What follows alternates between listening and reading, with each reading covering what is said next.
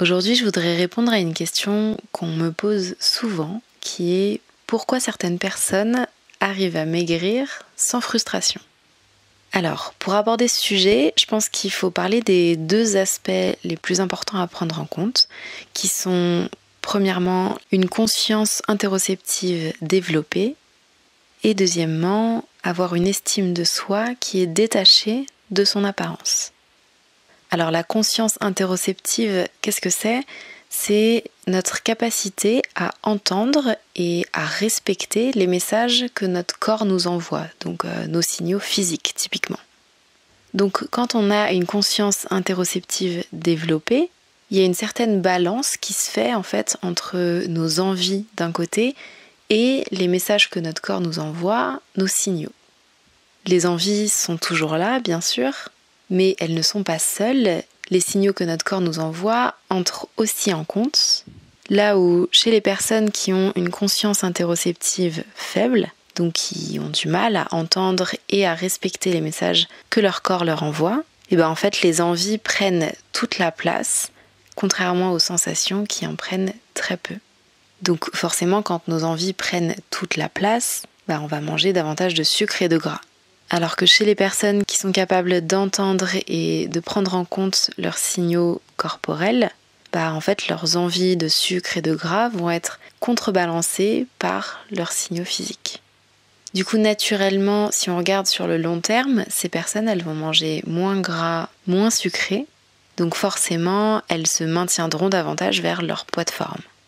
Maintenant, si on regarde le deuxième aspect, donc cette capacité à détacher notre estime de soi à notre apparence.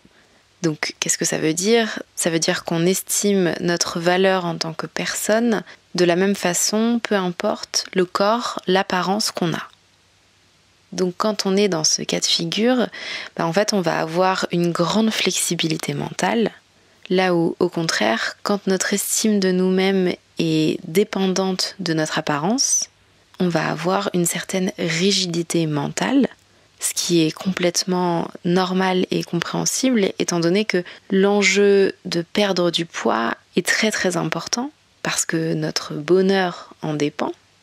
Donc forcément, la moindre information nutritionnelle qui nous permettrait de perdre du poids va devenir obsessionnelle.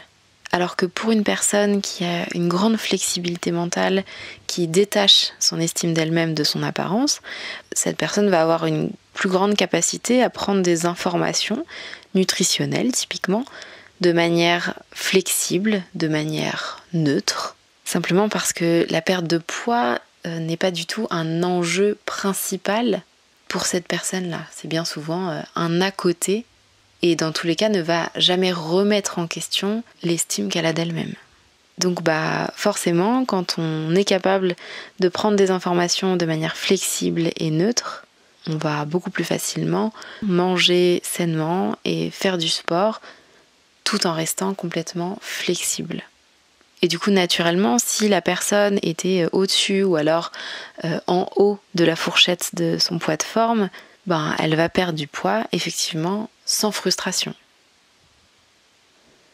Donc en fait, si on récapitule, les personnes qui arrivent à maigrir sans frustration, ce sont des personnes qui ont une conscience interoceptive développée et pour qui leur apparence est complètement détachée de leur estime d'elles-mêmes.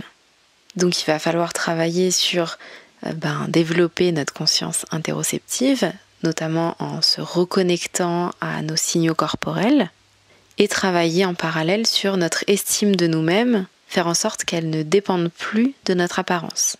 Donc notamment en se reconnectant à son corps et à soi. Et en fait, c'est tout ça qu'on va apprendre petit à petit dans la thérapie de l'alimentation intuitive.